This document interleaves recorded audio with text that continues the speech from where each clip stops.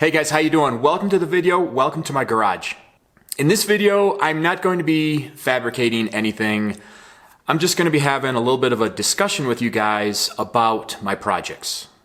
The reason I'm going to do that is I think yesterday, Wratchet here reached his high water mark for, let's just call it progress frustration with the build. Now between Wratchet and Mauler, if you can see Mauler back there, they're both probably at what I would call, I don't know, let's call it 90-95% done. They're both drivable. I can take them both out right now and drive them up and down the street. Mauler is street legal, so I can drive him, honestly wherever I want. Wratchet is not street legal, but he's at the point where he's drivable. So what I wanted to do is I wanted to get him to the off-road park so that I could kind of stretch his legs a little bit and find out if there's anything major that I think I need to change before I tear him apart to paint the chassis, tweak a couple of little tiny things, and then do what I would call a final assembly with him. So I had done a little a test trip with Mauler, with my trailer, and I had brought Mauler out to the off-road park where I wanted to stretch Wratchet's legs, and everything went well there. When I came back, then out on the street, I did a little test fit of Wratchet on the trailer. I knew that Wratchet is a little bit longer, a little bit wider, a little bit heavier, and I know that with my trailer, I custom built that to fit Mauler exclusively, so I expected to have to make a couple of adjustments to the trailer to make it safe to haul Wratchet. So that's exactly what I've been working on the last couple of weeks, for the most part. I added another axle to the trailer so that he could carry the additional weight safely of Wratchet. And then because I know that Wratchet is a little bit longer, I took off the ramps, and actually yesterday I was in the process of making some modifications to the ramps to give me about 6 to 8 more inches of bed length so that Wratchet could fit on there and I could fold the ramps up all the way straight. What happened when I did the test fit is when Wratchet was on there, I could only bring the ramps up about this far because Wratchet was just a little bit too long. That was fine.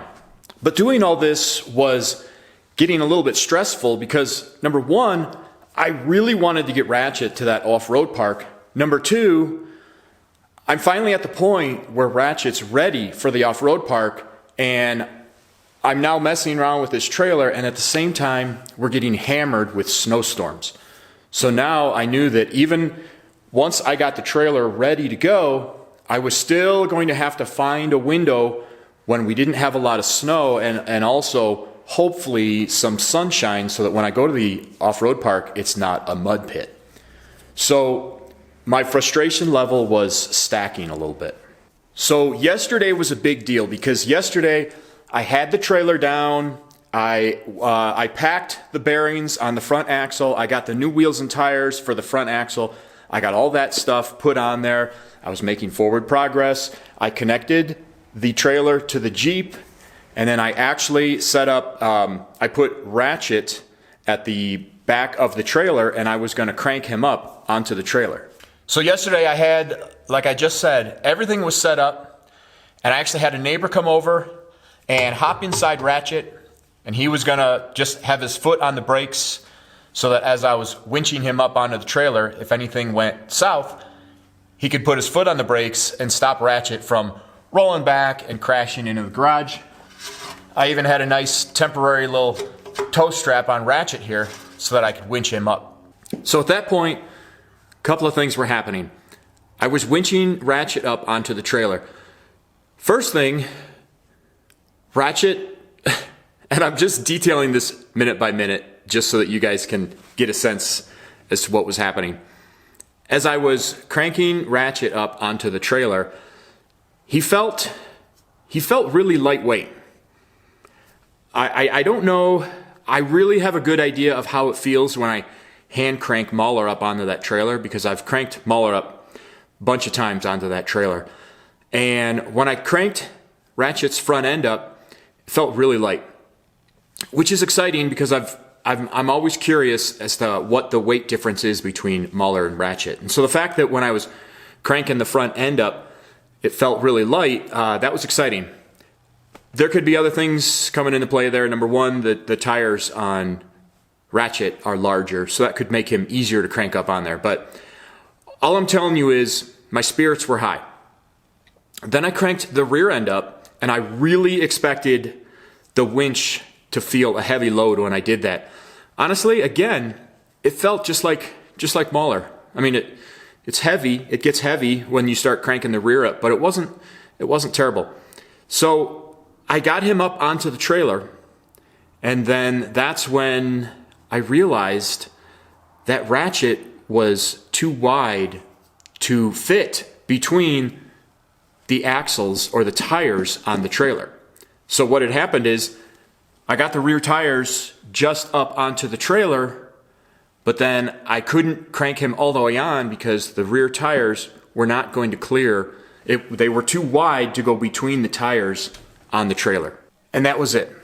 As soon as that happened, I didn't even anticipate that. I never even thought that Wratchet wouldn't fit past the rear tires. And I think the reason is because when it was a single axle, the rear tires never got past the trailer axle. So I never even had to consider that. Adding a second axle on there makes it so that when the axle comes up onto the trailer, it's actually going to sit pretty much right on top of the rear axle on the trailer. And then I realized that it wasn't going to fit. And it wasn't really that close either. It was probably 2 inches too wide on each side. So it wasn't, it's nothing that I could just kind of stretch or make it work or something. And so as soon as I realized that, as soon as I looked and saw that, that was the high water mark. I could feel it. I could feel it in my body. As soon as I saw that, I realized I was not going to be transporting Wratchet on that trailer anytime soon. At least not in the next couple of weeks. Which means that the snow situation will probably get worse. And at that point, I realized it was probably going to be a couple of months before I could resolve that issue and have a break in the weather where I could get to the off-road park. And I felt it. I could feel it in my body. I don't know if it was the stress or what, but as soon as I saw that, then I just took a couple of measurements. We cranked her back off the trailer. I hoisted the trailer up, tucked Wratchet away, pulled the Jeep back in. I knew I had to sit down and I had to recollect my thoughts because I knew from experience. I've been working with projects like this most of my life. So I knew from experience that I was at a point where I needed to be careful because if the project feels like it's becoming stagnant, then that's the easiest place for me to get disinterested in the project. And mark my words, that has happened to me in the past. I've had projects before where I build them, and once I build them up to about 90%, I'll lose interest. I'll kind of move on to something else, and I'll sell that project in its current state. Usually lose a little bit of money on it, and just move on to something else. That's not happening with Wratchet. First of all, I've just got too much time, and I'm not going to say money invested into it. I'm just going to say too much time and too many expectations to not finish Wratchet. What I want to do with Wratchet is get him running and then just tweak him over and over and over. Just make him better and better and better. I mean, I want him to a point where I can just beat the crap out of him. I want him to be very high performance. That's my goal. And I'm going to make that happen. So after I thought about it, I realized what I need to do is I need to regroup. I need to put myself into a position where I feel like I'm making forward progress. That's the problem, is that with the problems I'm having with the trailer and with the weather, I feel like I'm not making any progress. I feel like I'm putting out videos that don't have really good content, and I'm just not getting anywhere with the project, and it's causing me stress, I guess, or it's just causing me to lose interest. I don't know the word for it, but I have to get around that. So after thinking about it, I probably need to abandon the thought that I'm going to quickly get out and hit the off-road park. Because of the weather at this point, I might have missed that window.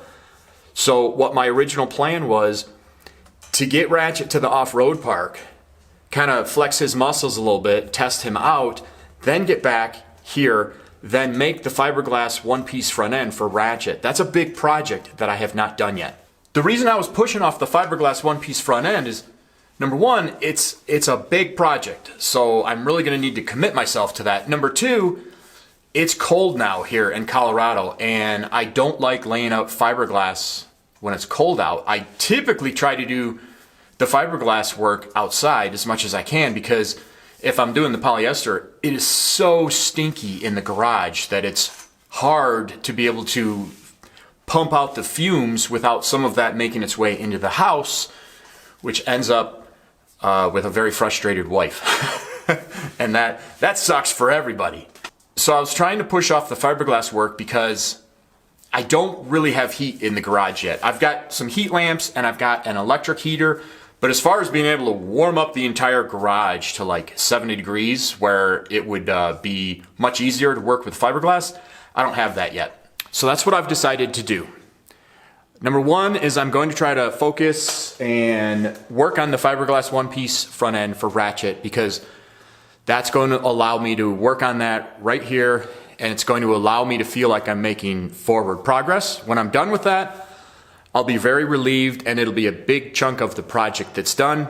Number two, I'm going to see if I can get some heat in the garage here, probably some sort of gas-fired unit heater, or maybe an old residential furnace or something like that, so that I can get some heat in here, and then I can comfortably do things like the fiberglass in here year-round, as long as I can control the fumes. One option is, if I'll do the final product, polyester, but if I need to make some of the dye pieces or maybe the mold out of epoxy resin, I can do that. I've done that before.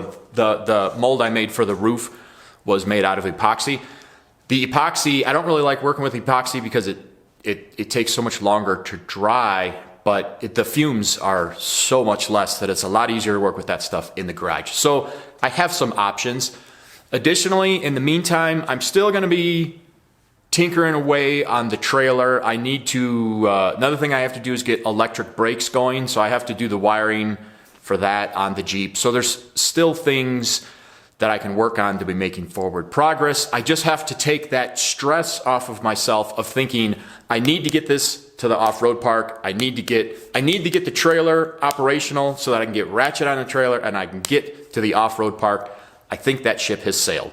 I'll still have some videos coming out of me doing some tuning on Wratchet. I did actually make some major improvements to the drive-by-wire, so I need to get a video out showing you guys what I did there. It's like I really figured out how to solve the problem that I was having in the last video, so I want to show you guys that. And I also installed a backup camera or a rear view camera in Wratchet. I want to show you guys that because that's pretty cool. So I'll still have some small stuff coming out, but I'm going to focus on the fiberglass. I guess my main focuses right now are fiberglass front end for Wratchet and heat. If you're looking, you might even be able to see, it's so cold in here right now, I can see my breath. So I do need to get some heat going. So that's going to be another thing that I'm going to be working on. So this video is not me complaining about the project at all. What I wanted to do is just kind of bring to light some of the frustrations that you can run into on larger projects like this. I mean, I've been working on Wratchet for 3.5 years. This is a big project. I know a lot of people go through the same exact things. I get a lot of emails through YouTube, messages through Instagram with people telling me about the exact same thing. When you reach a point on a project, it can become easy to get distracted or to lose interest, whatever you want to call it. And then at that point, the projects either get pushed to the back burner sometimes forever, or sometimes they just get sold off at a state where the person doesn't get to actually drive that vehicle and have fun with it. So I wanted to just explain some of the thought process. I know some people don't like videos where people are just talking the whole time, but I wanted to explain some of the thought process and how I changed my direction a little bit so that I can still feel like I'm making forward progress. I know from experience, if I'm making forward progress, I will stay very dedicated to the project and keep trucking along. That's why I made the changes that I did. So that's it for this video, guys. I hope you like it. I hope it's helping you guys with projects that you're working on, and I hope I see you in the next video. Take care.